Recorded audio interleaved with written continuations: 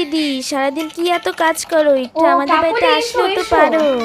না গো, আমার বাড়িতে অনেক কাজ। আমার ওই লোকের বাড়ি গিয়ে এর হাড়ির খবর ওকে করার মতন সময়ই নেই গো। দেখো দিদি, আমারও অত সময় নেই, কিন্তু তোমাকে একটা কথা বলতেই আসলাম। তোমার মেয়েকে কিন্তু রাস্তাঘাটে এ ছেলে সে ছেলের ও সাথে মা, দেখা তুমি যায়। আবার কবে থেকে বিনা পয়সায় বডিগার্ডের কাজ শুরু করলে শুনি? মানে?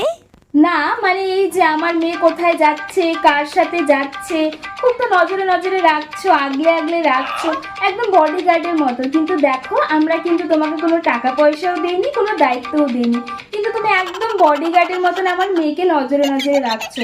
তা বিনা পয়সায় বডিগার্ডের কাজ কবে থেকে শুরু করলে? দেখো দিদি, না বলে পারলাম না, তোমার মেয়ের পোশাক আশাকও কিন্তু ঠিক ভালো পড়ে না। ও, পোশাক আশাক ভালো না বলছো? তাহলে তুমি বরং একটা কাজ করো, তুমি বরং মনাকে নিয়ে শপিং মলে গিয়ে তোমার পছন্দের মতন ওকে পোশাক আশাক কিনে দাও, ঠিক আছে? দাঁড়াও দাঁড়াও, আমি এক্ষুনি মনাকে ডাকছি। আই মনা! আরে কি হলো, তারা আছে? আচ্ছা ঠিক আছে, তাহলে আমি মনাকে না হয় তোমার বাড়িতে পাঠিয়ে দিচ্ছি, শপিং মলে নিয়ে যাও। আরে কি হলো? যাই গো দিদি, যাই, পরে দেখা হবে।